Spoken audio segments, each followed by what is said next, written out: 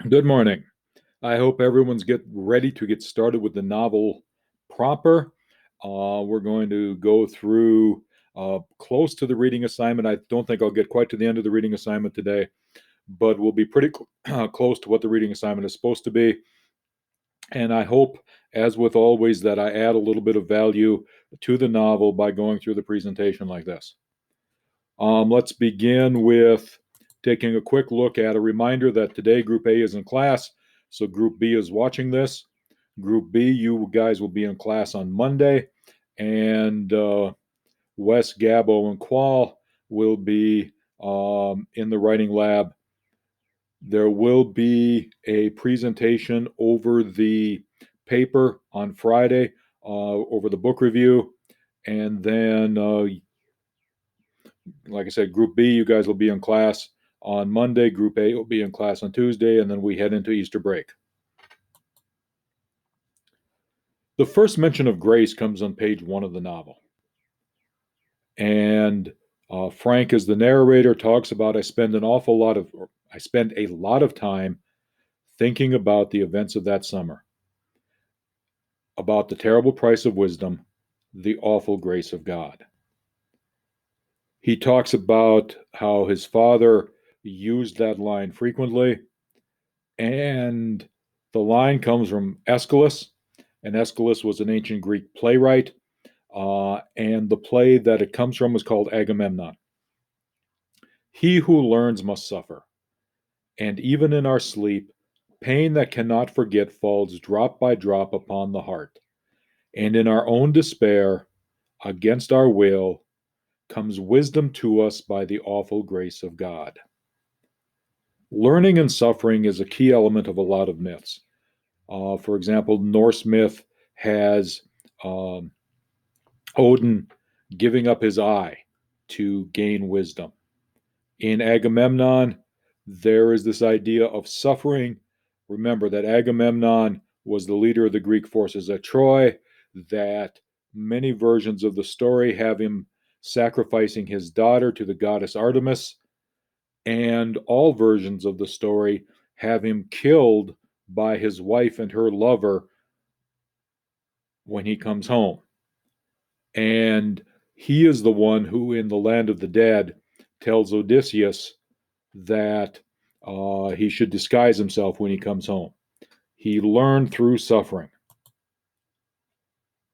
I think it's important to remember that Agamemnon's story, like I said earlier, is about war, and it's about consequences, certainly the consequences of Agamemnon's pride, and it falls in this idea of being a tragedy. Tragedy is this person of high station who is brought down through a flaw in character. We tend to think of tragedy as a series of terrible events. Bad things happen, and we consider it a tragedy. And so I think what is happening in this novel is Kruger is sort of blending the tragedy of a person of high station falling with the tragedy of a lot of bad stuff happened. And we are seeing this all through the eye of a 13-year-old boy who is telling us the story as an adult, as somebody who is closer to my age than yours. I think the awful grace of God and the idea of tragedy set up a couple of things. If you look at that quotation, there's a contrast between wisdom and innocence. There's the assertion that wisdom comes with a price. As we sit here and read the quotation, awful does not equal ordinary. And we in the 21st century, and in the presentation in class, I talked about the idea that grace is beautiful, that grace is a gift from God, and generally that does not equal awful. So the awful grace of God, I think, sets up a contrast both between the definition of grace and the definition of ordinary. And remember that awful also has a double meaning. It can be terrible, as in horrendous, it can also be full of awe, full of wonder. And the idea of being full of wonder as one encounters the world, I think, can be an element of this novel as well. I've talked about verisimilitude several times. I do think that this novel plays on a lot of different levels. And one of the levels that it plays on is the idea of nostalgia. People a little older than I am who were alive in the 1950s would have been aware of the Howdy Doody program, and would have been aware of the ventriloquist and the ventriloquist's dummy, and the dummy you see there is Howdy Doody. It was not just a random name pulled out of the air.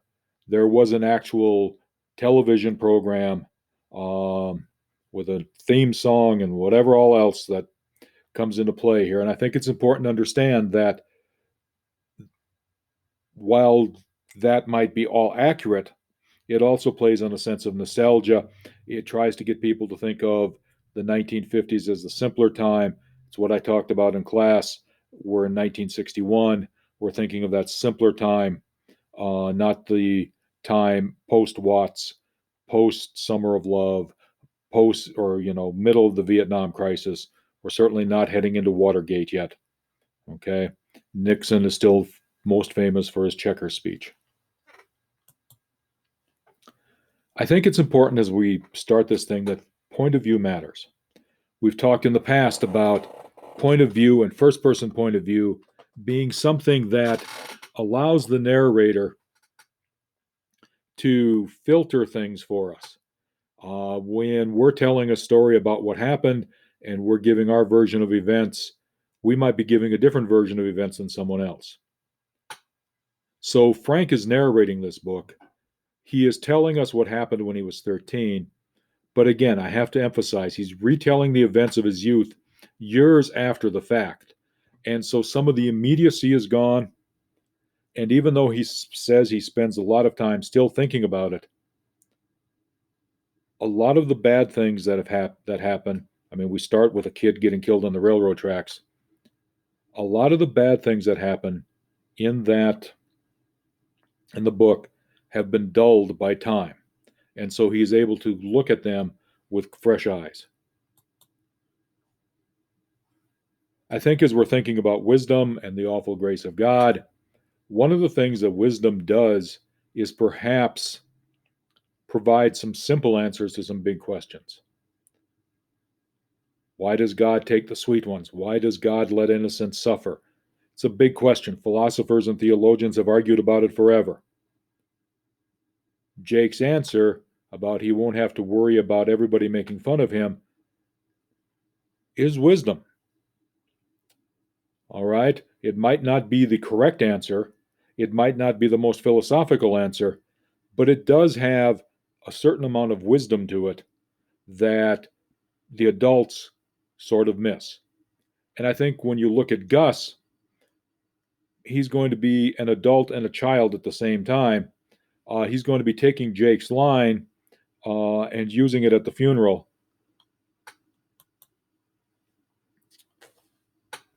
Also, I think one of the important things to remember, we talked about character, conflict, connection, and theme. We start having some conflicts here. We have Frank and Jake's father coming in to bail Gus out. Gus is drunk. Gus seems to be the best friend the father has. And now he's calling him a son of a bitch. He's saying they're all dead because of you. And we also have the older sister sneaking across the lawn, slipping in the house. And we have these questions of what's going on here? What sort of conflicts are these going to set up? What are we revealing about Nathan's character, the pastor? What are we revealing about Gus's character? What are we revealing about the daughter? What are we revealing about everybody? And so little things like this are important elements to the story as well. And certainly the first time the boys hear the family friend call their father a son of a bitch, that's got to stick in their head. Certainly the fact that they're seeing their sister sneak into the house has to leave an effect. I do think that there are some dichotomies that get set up here, and we've talked about dichotomies a lot. But I think dichotomies help explain the novel, right? I mean, we have awful and grace. Those are dichotomies in and of themselves. But it was too late for him to go to bed and too early to fix breakfast. That dichotomy leads to a struggle. And when we deal about the Father's prayer and that it's not for us, but for others, us and others is a dichotomy.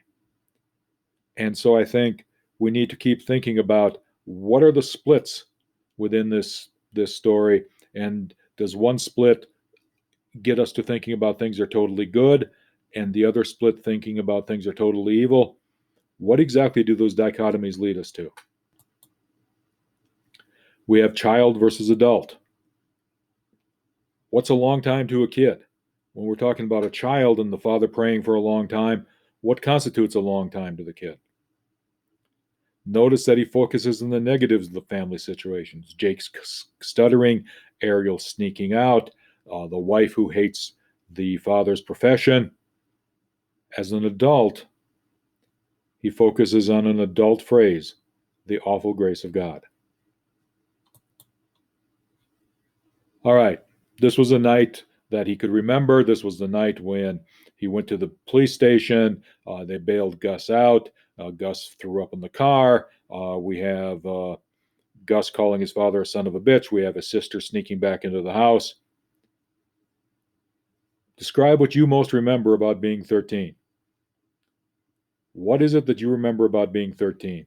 And before you shut this off, there's about 5 or 6 slides left. Make sure you stay and watch them.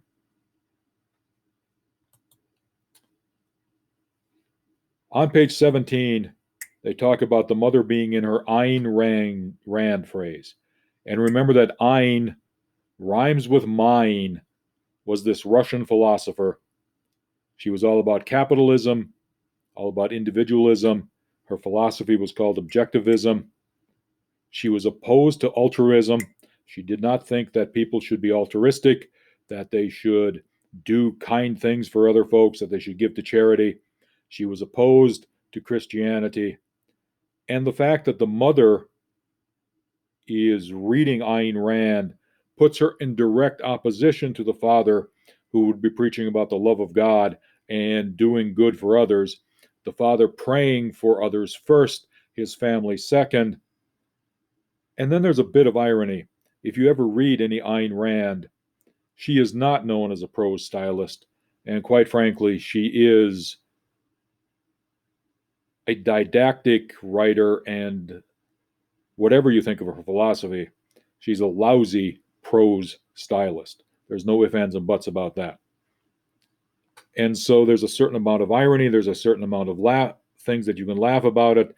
The mother's decision as she fills in the card and makes up the metaphor are all things that we can kind of laugh at. But I think it's important to understand that dropping Ayn Rand into the philosophical discussion is a hint of conflict to come between the mother and father, not just the direct statement that Frank makes earlier, but this is also proof of that conflict. We've talked about being human, and we've talked about the fact that to be human is to be flawed. And we've got Frank on page 20 talking about, I like the general idea of being trustworthy and loyal and thrifty and brave and clean and reverent. But the effort it took to hang in there with all those weighty virtues was usually more than I cared to muster. There was a certain amount of honesty there. There's a certain amount of humanity there. I think all of us struggle with that. I mean, if you read the autobiography of Ben Franklin, or the excerpts from the autobiography of Ben Franklin that are in a lot of high school American lit books, Franklin had these same struggles. Perhaps there's an admission by the use of the term virtues that he needs grace to get those virtues. And perhaps he needs a little bit of help, and he is showing himself to be a normal human, a normal 13-year-old kid, dealing with situations that might be a little too weighty for him. I also think there's a dichotomy of beauty and ugliness. We talk about the father being a handsome man, being impressive in the ministerial regalia. The mother, as she sings, he almost believes in heaven. The sound through the door is like the sigh of angels well pleased. All of that is about beauty. But at the funeral, Gus talks about Christian folks that said things as hurtful to him as throwing stones. There's ugliness in that church at the same time that there's beauty in that church. And those two things, I think, are a chunk of this story as well. There is beauty. There is an appreciation for beauty. There's an idea that beauty is necessary. But underneath it all, there are ugly things that happen.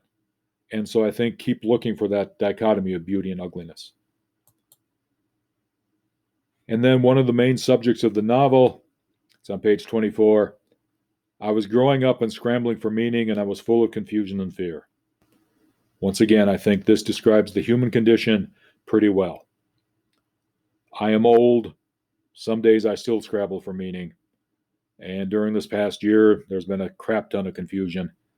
And with children in Fort Worth and in St. Louis, there's more than a little fear, hoping that they'll be okay.